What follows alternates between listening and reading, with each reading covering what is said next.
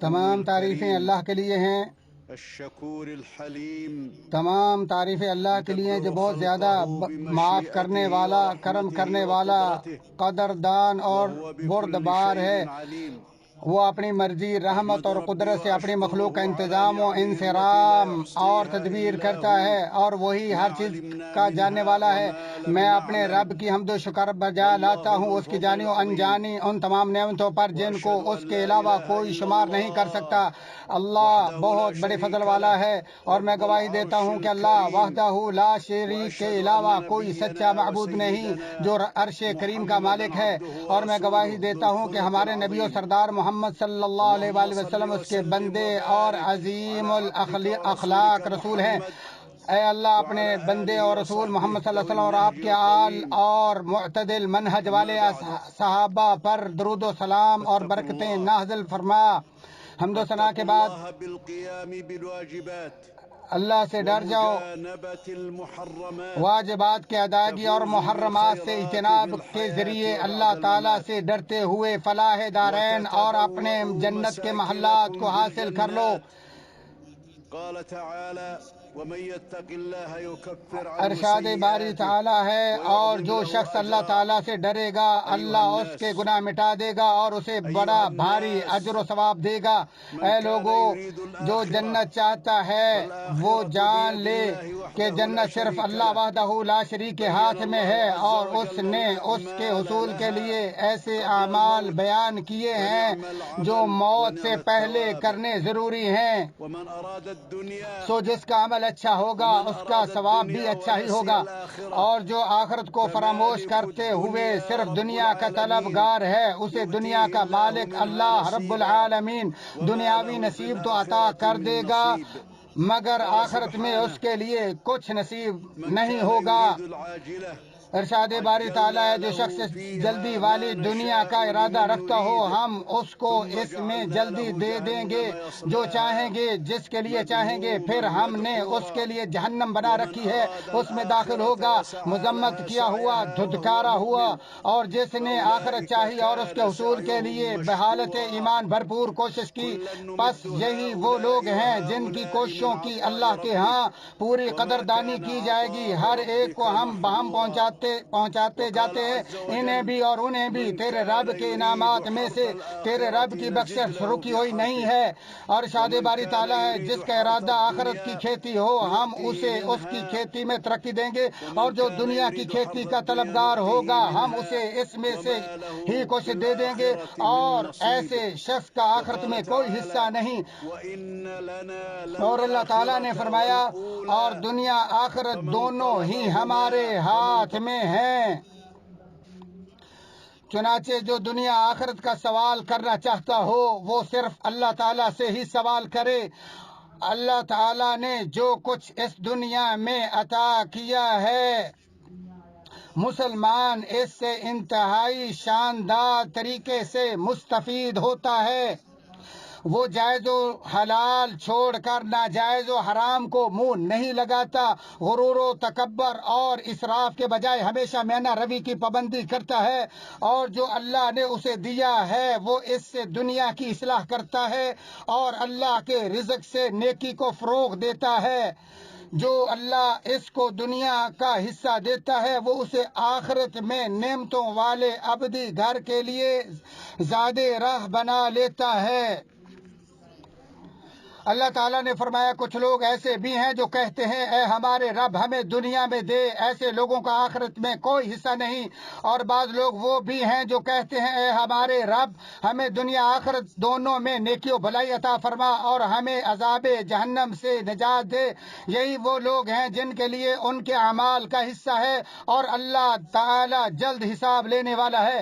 اور اللہ تعالیٰ نے فرمایا، اور جو کچھ اللہ نے تجھے دے رکھا ہے اس میں سے آخرت کے گھر کی تلاش بھی رکھ، اور اپنے دنیاوی حصے کو بھی فراموش نہ کر، اور جس طرح اللہ تعالیٰ نے تیرے ساتھ احسان کیا ہے تو بھی اچھا سلوک کر، اور ملک میں فساد کے خواہاں نہ بن، بلا شبہ اللہ مفسدوں کو ناپسند کرتا ہے۔ اے لوگو، یاد رکھو اللہ تعالیٰ سے خیر و بھلائی کا حصول صرف اور صرف اس کی اطاعت و فرما برداری سے ہی ممکن ہے، اور اللہ کے فضل و رحمت کے بغیر انسان کا برائی سے بچنا ناممکن اور مستحیل ہے۔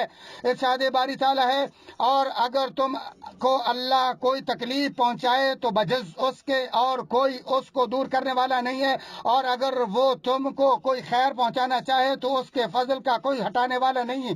وہ اپنا فضل اپنے بندوں میں سے جس پر چاہتا نشاور کر دے، اور وہ بہت بخشنے والا نہایت مہربان ہے۔ میں اس حقیقت کو بیان کر رہا ہوں جس کی طرف ہر انسان دوڑ رہا ہے، اور وہ ہے بلائیوں کے حصول کے لیے ہر کسی کی جد و جہد اور سر توڑ کوشش، شان و شوکت اور شرافت کے سمیٹنے کا جنون، ہلاکت و بربادی اور نقصانات سے بچاؤ کی خواہش، جبکہ اس بلند ترین مقصد اور عظیم کامیابی کے حصول کا دار و مدار صرف اور صرف اتباع طریق الرسل صلی اللہ علیہ وسلم اور خاتم الرسل ہمارے نبی و سردار محمد صلی اللہ علیہ وآلہ وسلم کی پیروی پر ہے۔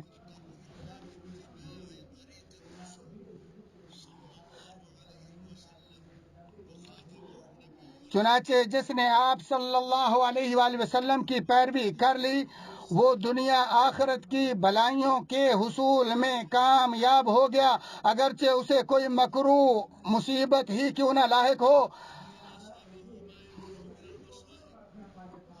حضرت صہیب بن سنان رضی اللہ تعالیٰ عنہ سے مروی ہے کہ رسول اللہ صلی اللہ علیہ وسلم نے فرمایا، مومن کا معاملہ بڑا ہی عجیب ہے، کیونکہ اس کا سارا معاملہ خیر و بھلائی پر مشتمل ہے، اور یہ شرف مومن کے سوا کسی کو حاصل نہیں، اور وہ یہ ہے کہ اگر اسے کوئی نفع اور مسرت پہنچتی ہے تو یہ شکر کرتا ہے، سو یہ اس کے لیے خیر و بھلائی ہے، اور اگر اسے کوئی نقصان و پریشانی ہوتی ہے تو یہ صبر کرتا ہے، اور یہ بھی اس کے لیے خیر و بھلائی ہے۔ مسلم شریف۔ جس نے پیغمبروں کے راستے کی مخالفت کی وہ ایمان سے محروم ہو کر اپنی دنیا آخرت تباہ کر بیٹھا، اور جو اسے دنیا ملی وہ بھی اس کے لیے بے سود نکلی، کیونکہ دنیا کا ساز و سامان زوال پذیر اور ناپائیدار ہے، اور اس دنیا کی خوشیوں میں رنج و غم اور بربادی مکس ہے۔ ارشاد باری تعالیٰ ہے، دنیاوی زندگی ٹوٹل دھوکہ ہی دھوکہ ہے، اے انسان اپنے رب سے دل لگا اور ہمیشہ اسی سے خیر و بھلائی کا سوال کر، اسی سے ہر شر سے پناہ مانگ، کیونکہ ہمارا رحمان و رحیم پروردگار چاہتا ہے کہ ہم اس سے بڑے بڑے مطالبات کریں۔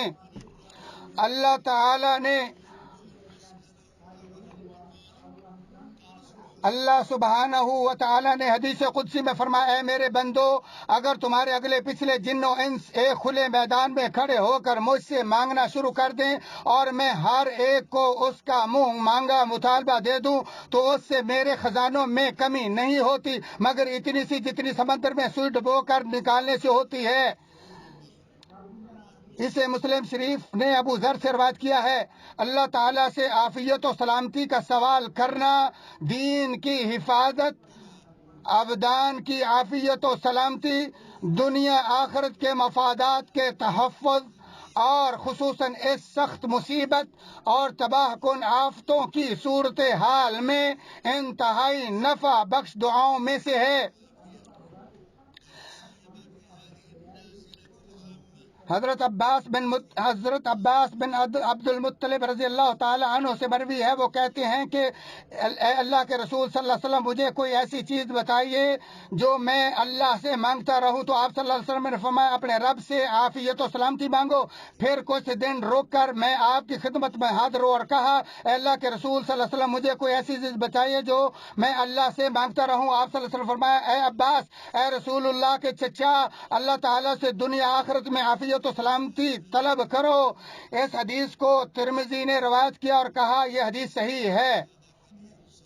نبی مکرم صلی اللہ علیہ وسلم حضرت عباس رضی اللہ تعالی عنہ کا بہت ادب و احترام اور ان سے بڑی الفت و محبت کرتے اور ان کو اپنے والد کا درجہ دیتے اور انہیں کہا کرتے تھے اے چچا جان عافیت کی دعا بکثرت کیا کرو۔ اسے طبرانی نے روایت کیا ہے اور تمام صحابہ کرام بھی حضرت عباس رضی اللہ تعالیٰ عنہ کی بڑی تعظیم کرتے تھے۔ عمر اور عثمان رضی اللہ تعالیٰ عنہما جب کبھی حضرت عباس رضی اللہ تعالیٰ عنہ کے پاس سے گزرتے تو احتراماً اپنی سواری سے نیچے اتر جاتے تھے۔ اپنے زمانے کے تمام قراء و محدثین کے امام محمد بن الجزری رحمہ اللہ فرماتے ہیں، عقل مند شخص کو اس کلمے کے مقام و مرتبے کو سمجھنا چاہیے جو رسول اللہ صلی اللہ علیہ وسلم نے اپنے چچا کے لیے اختیار فرمایا۔ سو جسے عافیت و سلامتی نصیب ہو گئی وہ تو اس چیز کے حاصل کرنے میں کامیاب ہو گیا جو وہ دل و جان اور دین سے چاہتا تھا، اور یقیناً اس سے بچ گیا جس کا اسے دنیا آخرت میں خطرہ تھا۔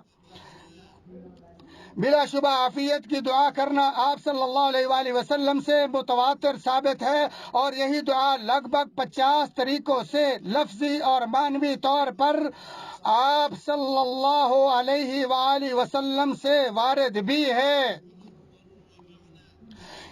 یہ حال تو اس ہستی کا ہے جس کے اگلے پچھلے سب گناہ معاف ہیں اور جو حقیقی اور مطلق طور پر معصوم عن الخطا بھی ہیں، تو پھر ہمارا حشر کیا ہوگا جو تقدیر کے نشانے پر اور نفس و شیطان اور خواہشات کی گھات میں ہے۔ ان کی کلام ختم ہو گئی۔ حضرت ابو بکر رضی اللہ تعالیٰ عنہ سے مروی ہے کہ رسول اللہ صلی اللہ علیہ وآلہ وسلم نے فرمایا، اللہ تعالیٰ سے عافیت و سلامتی کا سوال کرو، کیونکہ یقین کے بعد کسی کو عافیت سے بہتر کوئی چیز نہیں دی گئی۔ اسے روایت کیا ترمذی نے، ابن ماجہ اور حاکم نے کہا اس کی سند صحیح ہے۔ اور یقین سے مراد اللہ، اس کے فرشتوں، اس کی کتابوں، اس کے رسولوں، روز آخرت اور اچھی بری تقدیر پر ایمان لانا، اور جو قرآن و سنت سے وارد ہے اس کی ایسی یقینی و قطعی تصدیق کرنا جس میں کسی قسم کے شک و شبہ کی کوئی گنجائش نہ ہو۔ ہر چیز میں اللہ کا سہارا لینا اور اپنے تمام معاملات کو اسی کے سپرد کرنا ہے۔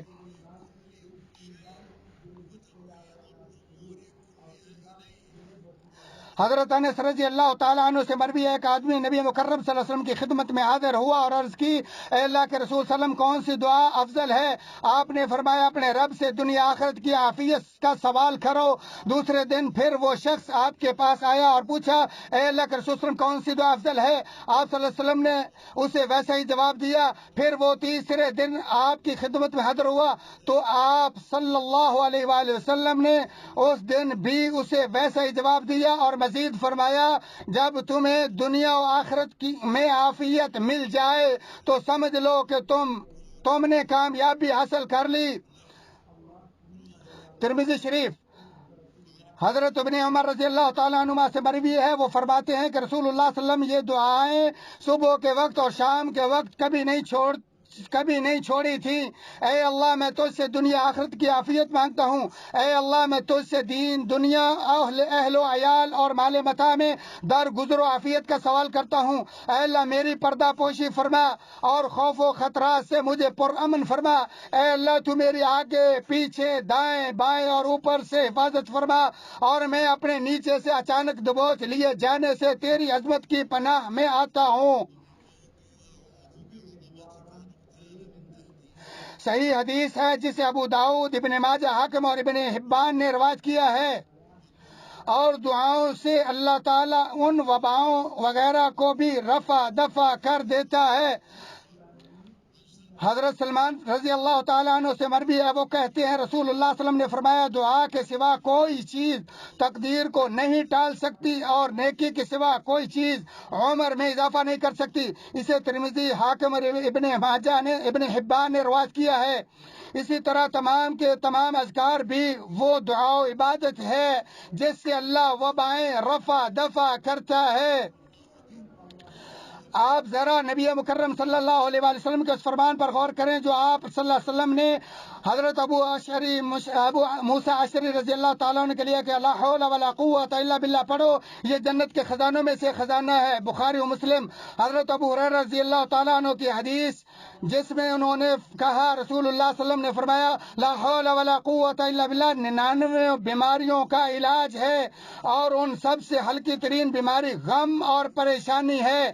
اسے طبرانی نے الاوسط میں اور حاکم نے المستدرک میں روایت کیا اور کہا اس حدیث کی سند صحیح ہے، اور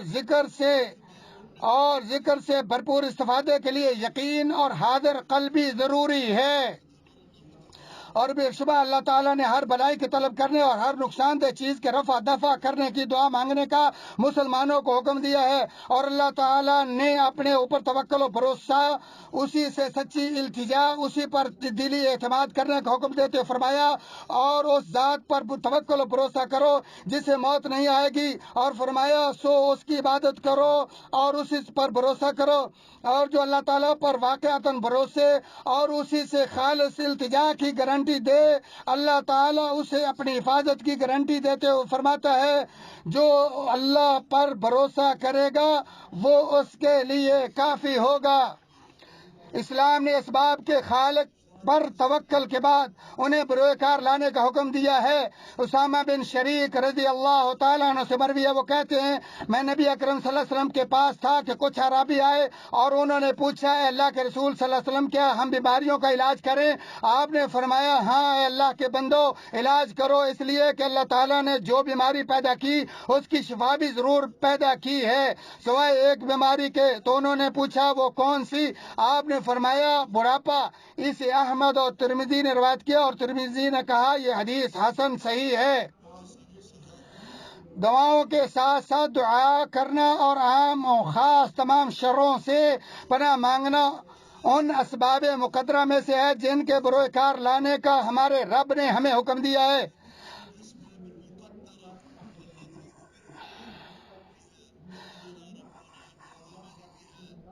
حضرت عبداللہ بن خبیب رضی اللہ تعالیٰ عنہ سے مروی ہے کہ رسول اللہ صلی اللہ علیہ وسلم نے فرمایا قل هو اللہ احد اور معوذتین، یہ تینوں صورتیں صبح و شام 3 مرتبہ پڑھ لیا کرو، یہ تجھے ہر چیز سے بچائیں گی۔ اسے ابو داؤد اور ترمذی نے روایت کیا ہے۔ سورت قل هو اللہ احد کا پڑھنا اللہ کے ناموں کا وسیلہ اور معوذتین کا پڑھنا عام و خاص تمام شروں اور تمام شروں کے اسباب سے اللہ کی پناہ کا مطالبہ ہے، اور حدیث میں ہے کہ اللہ سے ان 2 صورتوں کی ہم مثل کے ذریعے کبھی سوال نہیں کیا گیا۔ اور جس چیز کا بار بار یاد دلانا ضروری ہے وہ ہے احتیاط اور صحت سے متعلقہ تعلیمات پر پابندی کرنے پر تعاون، تاکہ ہم سب اس سنگین مصیبت اور شدید پریشانی سے بحفاظت گزر جائیں۔ اس تباہ کن وبا کے مقابلے میں فراخ دلی سے خرچ کرنے اور ہم وطنوں اور مقیمین کی صحت و تندرستی کے لیے شدت حرص پر ہم اللہ تعالیٰ سے دعا گو ہیں وہ ہمارے حکمرانوں اللہ ان کی حفاظت فرمائے کو جزائے خیر دے۔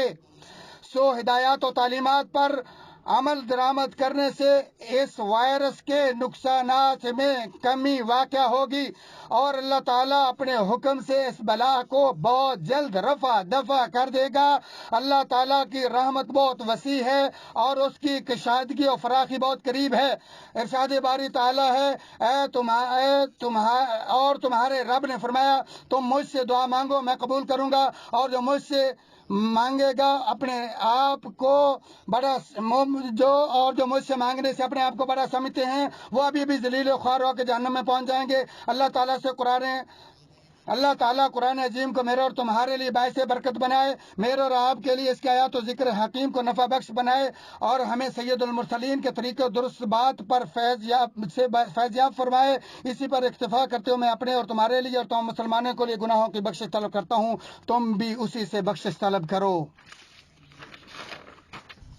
تمام تعریفیں اللہ کے لیے ہیں جس نے ہر چیز کو پیدا کر کے ایک مناسب اندازہ ٹھہرایا اور جس کا علم ہر چیز پر وسیع ہے، جس نے ہر چیز کی تعداد کو شمار کر رکھا ہے، اور اللہ سمیع و بصیر ہے۔ میں اپنے رب کے حمد و شکر بجا لاتا ہوں اس کی جانی و انجانی ان تمام نعمتوں پر جن کو اس کے علاوہ کوئی شمار نہیں کر سکتا، اور میں گواہی دیتا ہوں کہ اللہ وحدہ لا شریک کے علاوہ کوئی سچا معبود نہیں، جس کو آسمان و زمین میں کوئی چیز عاجز و بے بس نہیں کر سکتی۔ جس نے اس سے مدد طلب کی اس نے اسے بچا لیا، اور جس نے اس سے کفایت مانگی وہ اس کے لیے کافی ہو گیا، اور جس نے اس سے نصرت و ہدایت کا سوال کیا اس نے اسے سنبھال لیا۔ اور میں گواہی دیتا ہوں کہ ہمارے نبی اور سردار محمد صلی اللہ علیہ وسلم بے شک اس کے بندے اور رسول ہیں جنہیں اللہ نے بشیر و نذیر بنا کے مبعوث کیا۔ اے اللہ اپنے بندے اور رسول محمد صلی اللہ علیہ وسلم اور آپ کے اعلیٰ صاحب پر بے شمار درود و سلام اور برکت نازل فرما۔ حمد و ثنا کے بعد اللہ عز و جل کا تقوی اختیار کرو، کیونکہ اللہ تقوی کی وجہ سے ثواب کے احسان عظیم سے نوازتا اور عذاب سے بچاتا ہے۔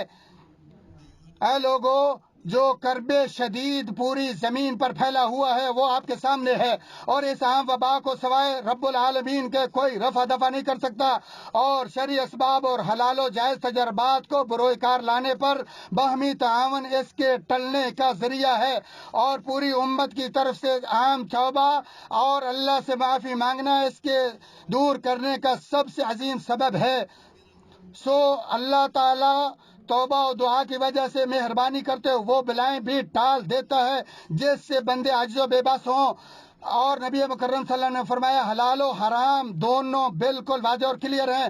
چنانچہ اللہ تعالیٰ نے قوم یونس علیہ السلام سے بوجہ توبہ و استغفار عذاب ٹلنے کے قصے کو بیان کرتے ہوئے فرمایا، چنانچہ کوئی بستی ایمان نہ لائی کہ ایمان لانا اس کو نافع ہو سوائے یونس علیہ السلام کی قوم کہ جب وہ ایمان لے آئے تو ہم نے رسوائی کے عذاب کو دنیا کی زندگی میں ان پر سے ٹال دیا اور ان کو ایک وقت خاص تک کے لیے زندگی سے فائدہ اٹھانے کا موقع دیا۔ ابن کثیر رحمہ اللہ فرماتے ہیں جب انہوں نے اپنی نبی کو کھو دیا اور انہیں یقین ہو گیا کہ اب عذاب ہمارے سر پر آ پہنچا ہے، اور اللہ نے ان کے دلوں میں توبہ کی فکر ڈال دی تو انہوں نے فوراً عاجزی ان کی ساری کا لبادہ اوڑھ لیا اور تمام چپایوں کے بچوں کو ان کی ماں سے جدا کر دیا، اور 40 راتوں تک چیخ چیخ کر بآواز بلند اللہ تعالیٰ کے سامنے گڑ گڑاتے رہے۔ سو جب اللہ تعالیٰ نے ان کے دل سے نکلنے والی سچی توبہ اور اپنے کیے پر ندامت و شرمندگی کو جان لیا تو ان سے عذاب کو دور کر دیا۔ اس کے بعد کہ وہ ان پر چھا چکا تھا ان کی کلام ختم ہوئی۔ اے اللہ کے بندو، بے شک اللہ تعالیٰ اور اس کے فرشتے نبی اکرم صلی اللہ علیہ وسلم پر درود بھیجتے ہیں۔ ایمان والو، تم بھی آپ صلی اللہ علیہ وسلم پر درود و سلام بھیجو۔ تمام بھائیوں کی خدمت میں گزارش ہے کہ وہ فضیلت الشیخ کی دعا میں شریک ہوں اور آمین کہیں۔ مجید وسلم تسلیما كثيرا. اللهم ارض عن الصحابة أجمعين وعن التابع اللهم ارض عن الصحابة أجمعين وعن الخلفاء الراشدين الأئمة المهديين أبي بكر وعمر وعثمان وعلي وعن التابعين ومن تبعهم بإحسان إلى يوم الدين. اللهم ارض عنا معهم بمنك وكرمك. اللهم ارض عنا معهم بمنك وكرمك ورحمتك يا أرحم الراحمين يا ذا الفضل العظيم. اللهم أعز الإسلام والمسلمين. اللهم أعز الإسلام والمسلمين. اللهم أعز الإسلام والمسلمين وأذل الكفر والكافرين والشرك والمشركين. اللهم أذل البدع. اللهم أذل البدع يا رب العالمين التي تضاد ما جاء به نبيك محمد صلى الله عليه وسلم. اللهم أذل البدع إلى يوم الدين. اللهم لا ترفع بدعة تضاد دينك يا رب العالمين إلى يوم القيامة إنك على كل شيء قدير. أنت القاهر فوق عبادك. اللهم اجعلنا من المتمسكين بسنة نبيك محمد صلى الله عليه وسلم في هذه الدنيا، وأن تتوفانا على الإيمان الذي يرضيك يا رب العالمين، وأن تعيذنا من شرور أنفسنا. اللهم أعذنا من شرور أنفسنا ومن سيئات أعمالنا ومن نزغات الشيطان يا رب العالمين. اللهم أعذنا وأعذ ذرياتنا من إبليس وذريته وشياطينه يا رب العالمين وأوليائه إنك على كل شيء قدير. وأعذ المسلمين من الشيطان الرجيم وذرياتهم يا رب العالمين. اللهم إنا نسألك أن تغفر لموتانا وموتى المسلمين. اللهم اغفر لموتانا وموتى المسلمين يا رب العالمين.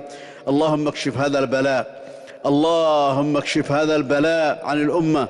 اللهم اكشف هذا البلاء وهذه النازلة وهذا الفيروس وهذا المرض يا رب العالمين. اللهم يا رب العالمين ارفعه عن بلاد المسلمين وارفعه من الأرض، إنك على كل شيء قدير. اللهم عافنا واعف عنا، اللهم عافنا يا رب العالمين منه وعاف المسلمين منه يا رب العالمين يا رب العالمين، وارفعه عن الأرض إنك على كل شيء قدير يا رب العالمين. اللهم اعذ بلادنا من كل شر ومكروه، اللهم احفظ جنودنا يا رب العالمين إنك على كل شيء قدير. اللهم احسن عاقبتنا في الأمور كلها وأجرنا من خزي الدنيا وعذاب الآخرة.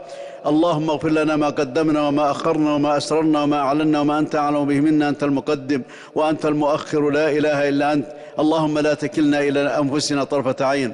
اللهم وفق خادم الحرمين الشريفين لما تحب وترضى، اللهم وفقه لهداك واجعل عمله في رضاك يا رب العالمين. اللهم أعنه على كل خير. اللهم نسألك أن توفقه للرأي السديد ولما فيه العز الإسلام والمسلمين. اللهم وفق ولي عهده لما تحب وترضى، اللهم وفقه لهداك واجعل عمله في رضاك وأعنه على كل خير، ووفقه للرأي السديد يا رب العالمين إنك على كل شيء قدير. اللهم لا تكلنا إلى أنفسنا طرفة عين، اللهم لا تكلنا إلى أنفسنا طرفة عين، وأصلح لنا شأننا كله. اللهم أرنا الحق حقا وارزقنا اتباعه، وأرنا الباطل باطلا وارزقنا اجتنابه. اللهم إنا نسألك يا ذا الجلال والإكرام أن تحسن العاقبة لنا وللمسلمين إنك على كل شيء قدير. عباد الله، إن الله يأمر بالعدل والإحسان وإيتاء ذي القربى وينهى عن الفحشاء والمنكر والبغي يعظكم لعلكم تذكرون. فاذكروا الله العظيم الجليل يذكركم واشكروه على نعمه يزدكم، ولذكر الله أكبر والله يعلم ما تصنعون.